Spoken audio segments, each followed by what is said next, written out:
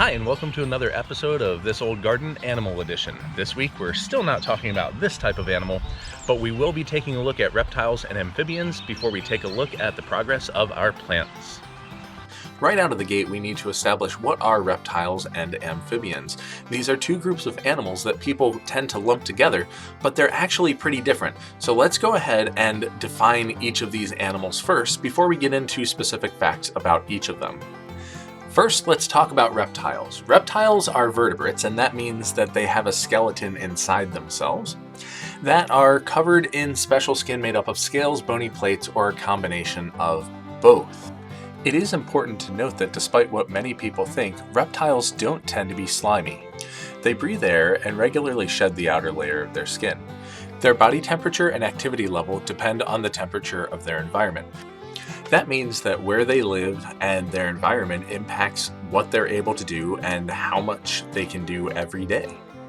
This group includes crocodiles, snakes, lizards, turtles, and tortoises. Now on to amphibians. Amphibians are small vertebrates. Again, they have skeletons inside their body, and they need water, or at least a moist environment, to survive. They can breathe air, but also they can all breathe and absorb water through their skin. So they need clean water to survive because that means that they are absorbing anything in the water through their skin. So the cleanliness of the water they live in is extremely important. The species in this group includes frogs, toads, salamanders, and newts. Now that we have definitions for both of those groups, let's get down to some specifics. Reptiles. Let's get some facts. Earlier I mentioned that the temperature determines how active reptiles are. To be more specific, when temperature is colder, it means that reptiles slow down or become totally inactive, whereas when it's warmer, they can be a lot more active and move around throughout most of the day. In Southeast Asia, there are actually flying lizards. Now, this doesn't mean that they fly like the birds we talked about last week, though. It just means that they can flatten their bodies and they have some extra flaps of skin that allow them to glide from tree to tree through a forest. There are many different types of snakes all throughout the world, but the smallest snake in the world is the thread snake found in the West Indies. When it's full grown, it's only about 3 inches long. On the other end of the snake spectrum, we have a really big snake. The heaviest type of snake in the world is the green anaconda. It can grow to over 300 pounds. As we mentioned earlier, another type of reptile is the turtle. A turtle shell can have over 60 bones inside of it. A very close relative of the turtle is the tortoise, and the Galapagos tortoises are some of the oldest living animals on Earth. One of them is known to be over 150 years old. Another type of reptile is the chameleon, and the chameleon is a lizard that can change its skin color to blend in with its surroundings. If you look at this guy, he's really hard to see against the leaves in the background.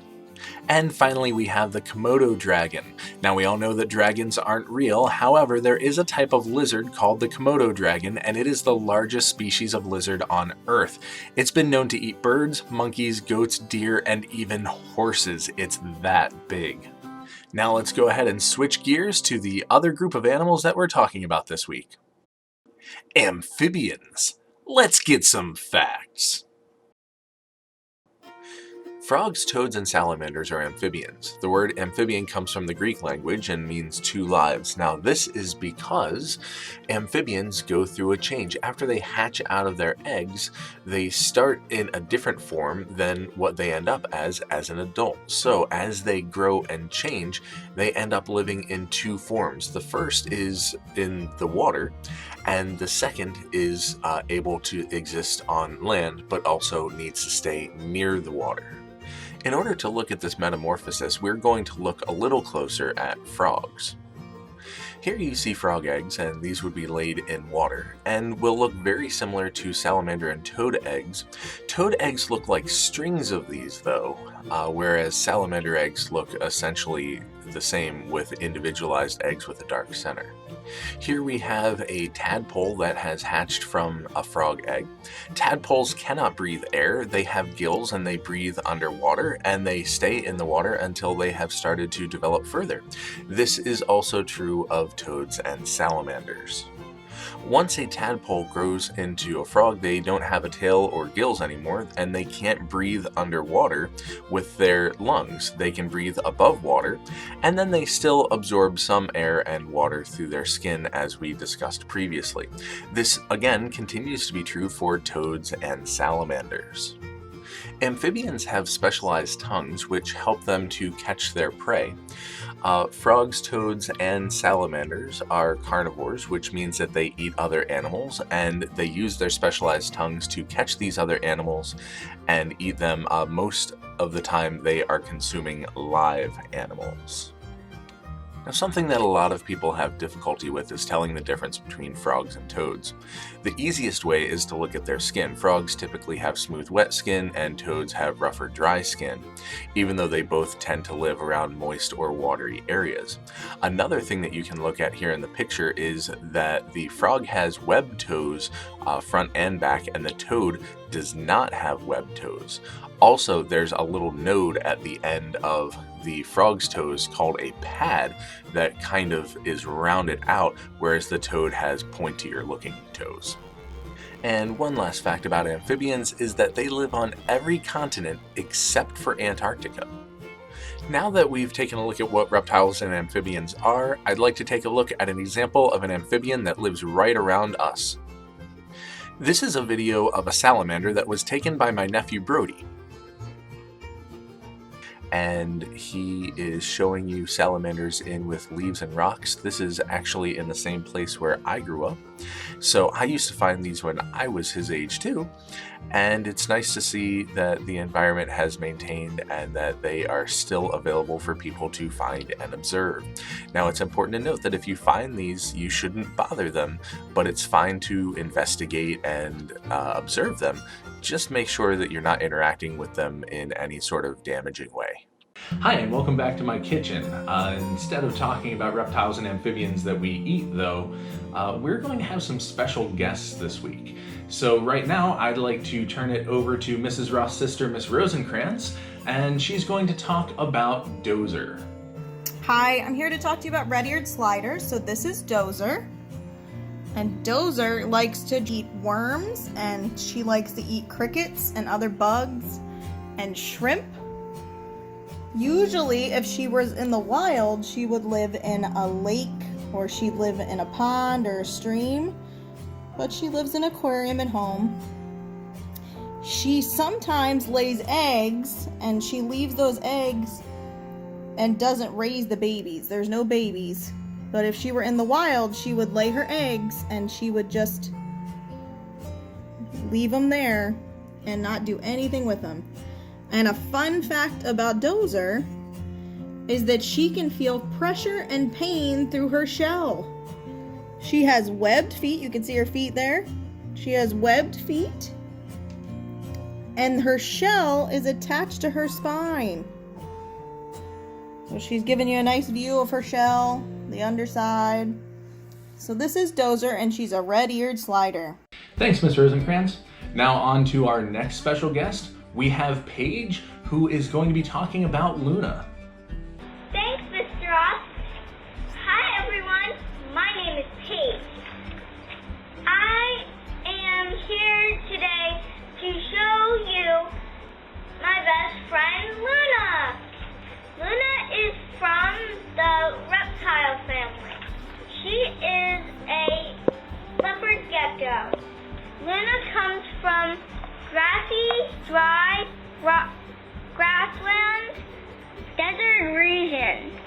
Leopard geckos can be found in parts of West India and parts of Iran. Leopard geckos are cold-blooded and need heating lamps to help them stay warm. Luna is a year old and only eats every other day. We feed her mealworms. Leopard geckos sleep during the day because they are nocturnal creatures. That's a little about my best friend Luna. And back to you, Mr. Ross. Thanks, Paige. Nice report. And now we're going to head over to Caleb with Fuzzy and Zombie. My name is Caleb. This is my dumpy tree frog. His name is Zombie. I have another one named Fuzzy. They live in a terrarium in my house. They have plants. We have vines for them, but we haven't put them in their cage yet. They have a water dish, a plant, like this little rock sticking out of their cage, so they can sit on it and sleep and hang out. You can find them in Australia. In the tree canopies is where they live. He eats crickets. He sometimes eats mealworms, but we don't give him those that much. He pounces on them and eats them. They're nocturnal.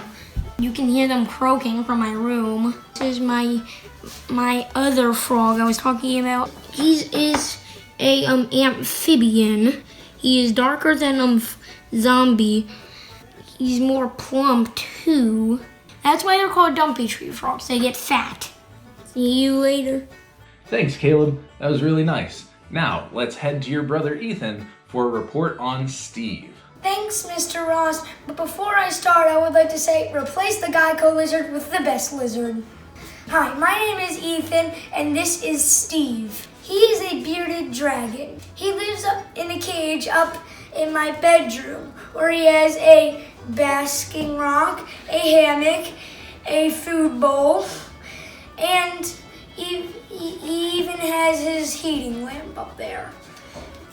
He eats lettuce, fruit, other vegetables, and insects. His favorite food is waxworms. He is from Australia. All day he basically sits up in his cage, and he likes to watch TV with me sometimes when I take him out. Also to play. He's called a bearded dragon because he has a flap of skin underneath of his chin, which when threatened, he will puff up and it'll make him look like he has a beard. And what it does is it makes him look more menacing to warn off predators. They communicate by bobbing their heads really fast to warn off predators out of their territory, and they bob their heads really slow to communicate that they want food. They also wave their arms to say hi. They live 10 to 12 years in captivity, and they live 4 to 10 years in the wild. That's all for now. Back to you, Mr. Ross. Thanks, Ethan. Nice report and very strong opinions about geckos. Well, that's pretty much it for our special reports. Let's head back out to the garden to check up on our plants this week. Here, if we take a look of a wide shot of the front yard, you can see that everything is way more green and leafy now than when we started these 5 weeks ago. Everything is either blooming out or fruiting out at this point, and there's a lot of greenery and color left to go all across the summer. Here's a look at the maple tree where we started everything at the beginning of episode 1. You can see that now, instead of just some little buds and seed pods, it is now in full leafing status and ready to soak up the sun across the summer. Here's a look at the blueberries that were pollinated last week. You can see that they are starting to pull back in terms of blossoms. The remaining brown part of the blossom will fall off soon, and then we will have formation of a berry underneath where the blossom was formerly. Here we have a look at something new in the garden since last week, and that is the butterfly bush that I have planted between all of my blueberry bushes. So there's one of these in between all of the bushes that we've been looking at. This one happens to be the furthest along, so I thought it would be a good example here for you to see how it starts out. It's pushing out here, but then also we have some of it back here and then also back there. And this will culminate in bright orange flowers. And monarch butterflies love these, so we'll get some good pollinator action and some butterfly support later in the season thanks to these bushes that are up and down my blueberry bed. At the top of the frame, you can see some berries here that are forming on the blueberry bush. We've talked about those, but really the focus that I wanted to have right now is on this little guy here. This is a new maple seedling that has formed from the seeds that we looked at earlier in the season on the maple tree. This is about 20-25 feet away from the tree, and it found a nice healthy resting place in the mulch here and has started to grow up nice and strong. I think I'll probably be transplanting that and taking it over to my parents to let it grow in their yard. Here's an update on the elephant ears that are growing in front of my house. You can see that a little leaflet has started here, and the very top of the first leaf is coming out of this shoot right there. And then these two should be opening up and showing leaves very, very shortly. Here you can see the very first coneflower blooms of the year starting to show out here. And they're backed by some of the bee balm that we talked about last time, and then another coneflower over here that isn't quite as far along, but that means that we will soon be seeing some blossoms. Something that we won't talk about too much, but that I want to mention is a little bit of pruning. Now, I pruned the blueberry in an earlier video to make sure that the branches would grow okay because they were getting crossed up. This is a little bit of a different type of pruning here. These are what are called suckers, and it's because they suck nutrients away from the main part of the plant as they start to try to establish their own branches. These will have to be pruned off so that the main shoots back here can continue to grow and be the main part of the crepe myrtle tree. Looking a little higher on the crepe myrtle, we can see that the leaves that we looked at last time are significantly bigger, and you can see that there are multiple leaves coming out on stems, coming out from the main branch here, and that soon this will be really full up with lots of leaves all over the plant. That's a lot of progress in just a week, and we'll continue to see that until this is covered in leaves, basically from here on the plant up. Here's another crepe myrtle. You can see that it looks different from the ones that we've been looking at before. We haven't looked at this one yet. This one's groomed into more of a shrub. Crepe myrtles can be pruned in different ways, and they can be groomed into a tree or a shrub. This one so far is being groomed into a shrub-like structure, and then once I see which branches establish the strongest, I will begin to transform it into a tree as it gets older. You can see that the leaves are a little bit smaller. It's not coming in as quickly, and that's because there's a lot more branches for them to fill in on at this point, and it's still a very small plant, so it doesn't quite have as much stored nutrients and growth potential as the other plants at this point. Here you can see the dianthus still blooming strong, and if you look really closely in the middle of the flower, you can see the pistil and stamen setup that looks a little bit different from the other ones that we saw, but they accomplish the same function. So every flower is going to look a little different, but then are completing the same functions. And these are really starting to attract pollinators. This is pretty early in the morning and it's a cloudy day, so they're not really out yet. But on sunny days, these things are just packed with pollinators. Here we have the clump of Asiatic lilies that we looked at way earlier this season. And you can see that they are really filling in and creating a clump here that will be covered in maroon flowers in just a couple weeks. You can see the very start of the blossom clumps forming in there, which tells me that we are getting very close to flower season for these plants. I wanted to take a quick moment to come back over here and look at some coneflowers in with the pansies. Now you can see this really established clump over here, and there were other clumps that didn't seem to be returning this year. However, it does appear that the seeds from last season's plants are growing nicely. We've got very small seedlings here. We have some establishment of a plant here. This could be a returning root that was just late to come out, or that could be from a seed that dropped. And there's actually seedlings all through up right to the back of the pansies and tulips over there. So this whole area later in the season is going to be full of coneflowers. So the next exciting part will be to see exactly what color we got from the plants that were here before. I want to take a quick second to revisit the liriope here. If you look here, if you look around the yellowish bits, which are just older leaves, you can see that the blades of grass are solid green. And then if we go up here to the top of the water feature, sorry about that jostle there as I ran the tripod into the brick, we have a variegated ornamental grass.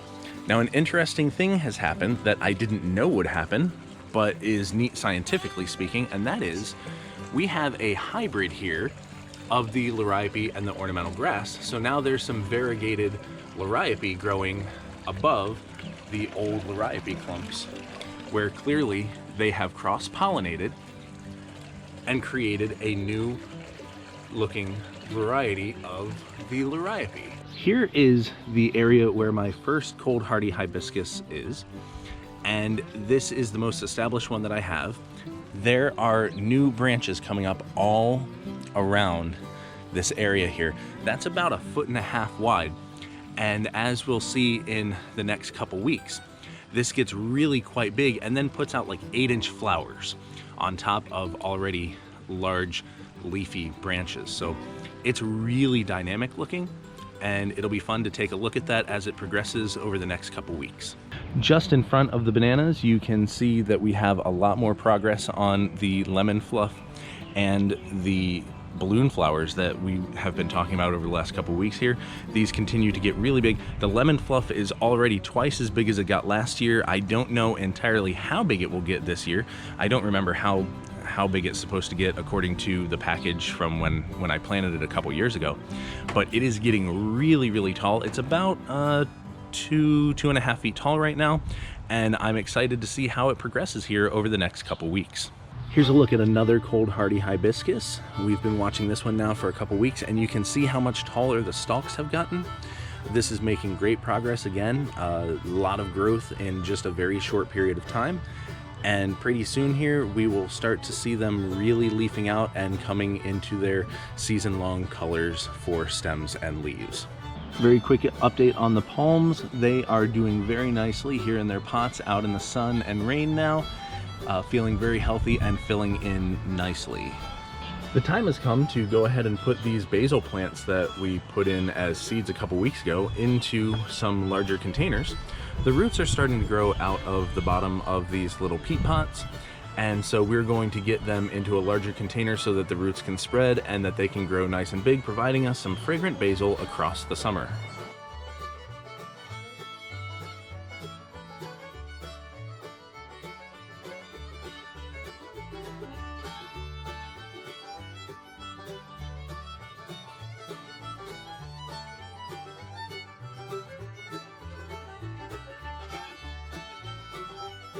And here you can see the basil plants are in this big pot here, all ready to grow. We'll continue to check on them and see their progress across the season.